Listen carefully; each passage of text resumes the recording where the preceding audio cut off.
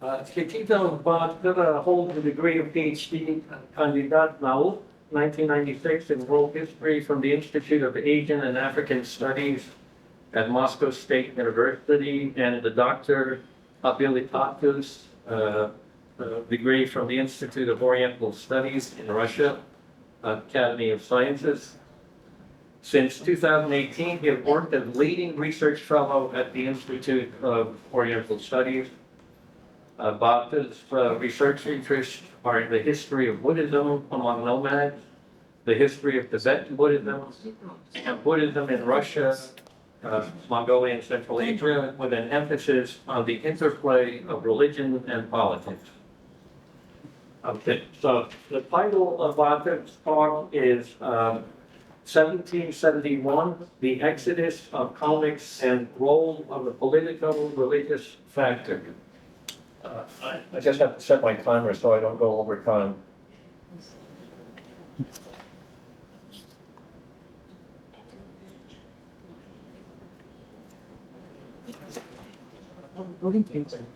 All right, so on January 5th, 1771, the exodus of most of the Kalmyks to their former homeland, the Hungaria, began. In total, more than 30,000 yurts, or at least 120,000 people, left Russia. 2 days earlier, the Kalmyks arrested Captain A. Duden with his entire troop, located at the headquarters of the governor, who succeeded his father Khan Dashi in 1761. Special Kalmyk groups were sent to the river Ye with the task of driving away the herds from the Cossacks and preparing crossing the river, as well as messengers along the Ulysses to organize people gathering and movement. Some of the Kalmyk leaders wanted to leave Orthodox Russia for Buddhist China. Why should we live in the world like this under an unfaithful Khan? It's better at least to die in the country of an Orthodox Khan. This is what was actually believed. However, there were those who didn't want to leave Russia. The Torutnoyan Asapul, the Hoshutnoyan Zamyan and Teke, and others. A rare natural event happened at the beginning of January 1771. The Volga River was not covered with ice, although earlier by this date it could be crossed by sleds. Because of this, the Kalmyks from the right bank of the Volga, from the mountainside, could not cross to the left side, the meadow side. And thus only those Kalmyks who lived east of this river went to the land of Hungaria. The Russian authorities were in charge on the changes in the mood of the Russian authorities were in charge of the changes in the mood of the Kalmyks. They regularly received information about their preparation for leaving, but no conclusions were drawn. On February 10th, 1770, Empress Catherine the Great herself wrote to the Kazakh Nurali Khan, who warned about the escape of the Kalmyks, that this was unlikely, since they, the Kalmyks, being under the highest patronage of Her Imperial Majesty, have the happiness to enjoy all the necessary advantages for human life, and moreover, immaculate justice. Meanwhile, the information was supplied by quite reliable people. Zamyan, the owner of the Hoshutpolsky Ulus, wrote to the Astrakhan governor, A. Beketov, at the end of February 1767, that a natural place is located over there, and even more so because the Chinese are of the same law. While the same is heard about the Chinese Khan, that he showed great favor to his subjects. Besides, the Kalmyk Zoo is not far from there. Upon receiving information about the exodus of the Kalmyks, the Empress sent Cossack units in pursuit and also ordered the Kazakh Khan Ablat to stop them. In early summer, the Kazakhs overtook the Kalmyks and surrounded them over near the Shirin-Shindik River. However, the Kalmyks managed to break through the encirclement, and this event further aroused suspicion on the part of the Russians and Kazakhs and Ablat's honesty. Besides, a certain Noradil Urusov reported that a year earlier, Abdullah had received a message from Beijing so that he would not prevent the Kalmyks from escaping. N. Hook, the author, also wrote that the Chinese emperor was informed in advance about the exodus of the Kalmyks. There is a version that the attacks of the Kazakhs on the outgoing Kalmyks began after the latter, in violation of the existing agreement, reached through the mediation of the Manchus, were the first to raid one of the Kazakh militias that appeared on their way. 8 months later, at the end of the summer of 1771, hardly half of those who left the Volga region reached the banks of the Ili River in former Bulgaria, which was organized by the Qing authorities into the new province of Xinjiang. As eyewitnesses reported, ordinary Kalmyks blamed their rulers for the troubles, since they, by their means, by their insane reasoning, escaping from the natural and adorned with all the pleasures of their fatherland, Russia, brought both themselves and them to death. Upon the arrival of the Tolhuks at the border of the empire, Emperor Changlong and his representatives sent representatives to Oshahan with the message that he, emperor, allowed the Kalmyks to go to the Dalai Lama to perform the religious ceremonies. However, first they should have met with the emperor in Jehe, not far from Beijing. The palace was erected in the imperial summer residence, especially for this meeting of embassy from Buddhist nomads. The arrival of the Kalmyks was celebrated during the events dedicated to important dates and events. The 80th anniversary of the emperor's mother, the 60th anniversary of Changlong himself, and the return of the Tolhuks, to show the court and the nobility the importance of Buddhism for the prosperity of the empire. The meeting of the emperor with the Mongol allies, including the Tolhuks, was organized in the pavilion. 10,000 dharma returned as one, said the sign.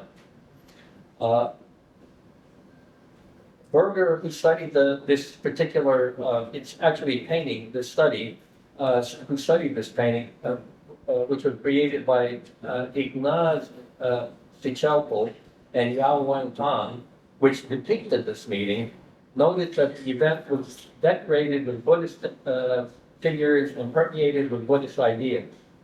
There was an altar with a mandala and an image of a preaching Buddha, many lamas led by the Jevudamba Fututo, the third Yeshe Dambanima, and the master of the state, Rolfed Bodhijs. 2 monuments were dedicated to this event and were erected in Japan. Now, he wants to turn to the reasons for the exodus. The exodus was facilitated by a whole range of factors and causes, economic, political, social, and others. Of course, the decision was not made spontaneously. Preparations for the exodus were carried out secretly for several years.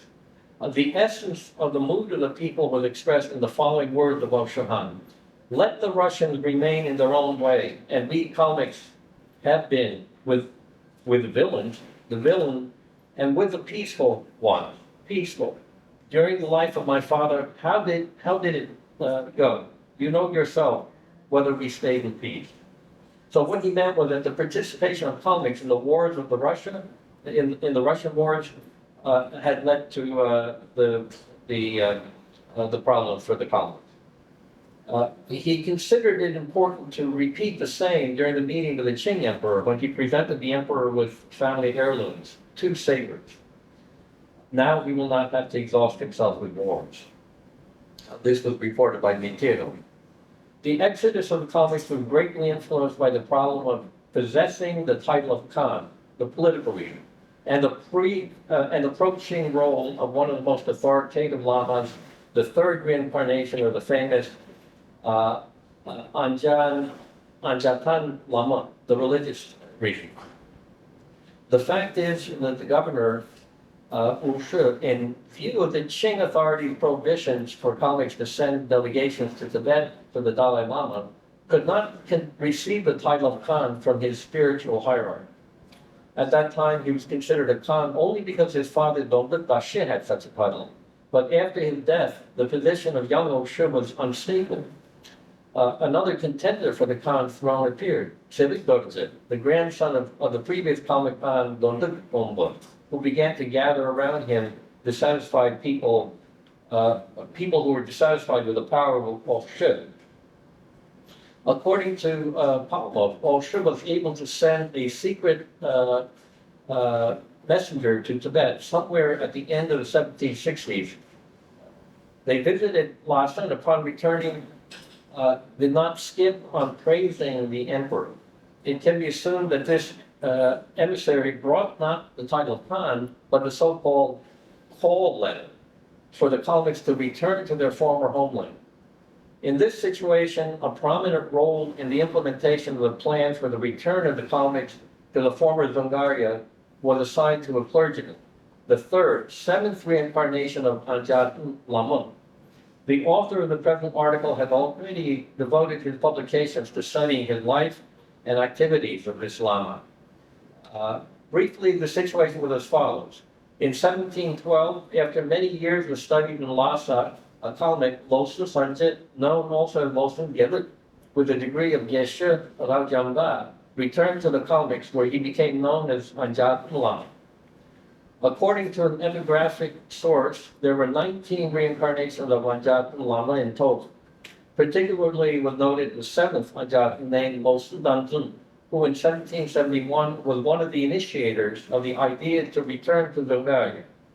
Losu Dantun is another name of Luozu Jalfun, mentioned in the sources as one of the main persons who sent out the call to go east.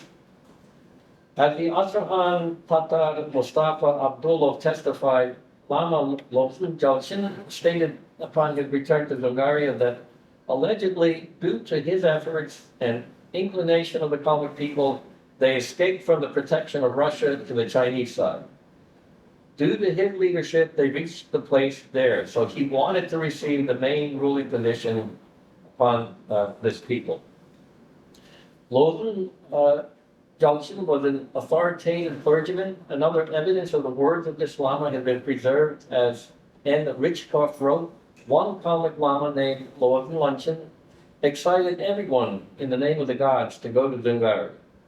According to Sanchirov, with a fair degree of certainty, it can be argued that the initial initiative of migration from the Russian Empire did not come from the governor, but was born among the most distinguished representatives of the Zasings and the clergy, headed by Dashi Donduk and the chief Lama Losun Jalshin.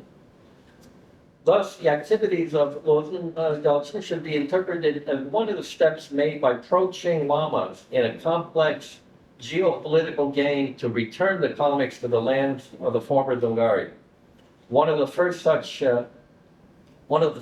steps should be attributed to the appearance of the above-mentioned call letter among the Kalmyks, an issue that is still insufficiently studied by specialists. According to the widespread opinion in historical science, it was Khan Ayupa's time when the Kalmyk Shakur Lama brought a call letter from the Dalai Lama to return back to Dzungaria. Referring to such information, scientists are sure that Shakur Lama played a negative role in preparing the escape of the Kalmyks back to China. Zlatkin cites a corresponding Russian archival document of 1728 about the command of the Dalai Lama that all of them, Kalmyks from the Russian patronage, should migrate back to their same faith Khan. According to Palmo, at that time among the Kalmyks there were disputes about where to migrate to the east or west of Mongolia. But Maiev is sure that only family troubles in the Khan's family prevented this event at that time. It's still unknown whether in one such letter or there were several ones. For example, Adolchiev and Besbrov's Vani pointed to the period of Donduk Dashi, and Adolchiev wrote about the authorship of the Dalai Lama, while Besbrov Vani pointed out the Panchen Lama.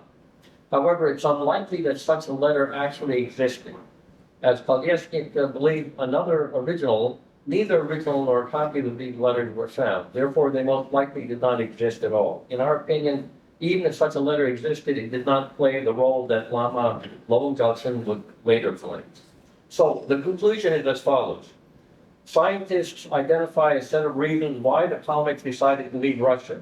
The social troubles among the nobility, demographic losses, the economic loss of pastures, and so on,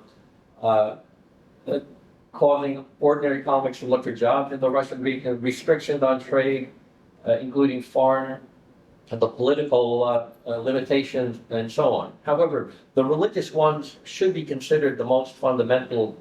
The Buddhist factor, rhetoric and actions revealed during the receptions of embassies admitting or refusing to visit the Tibetan hierarchs, appealed and gifts to the Kalmyk Khans, etc., or rather its special qualities and potentials skillfully used by the Qing emperor and his court, the most negative context, showed the restrictive policy of the Tsarist government, which did not pay the proper attention to the religious sphere of the life of the Kalmyk.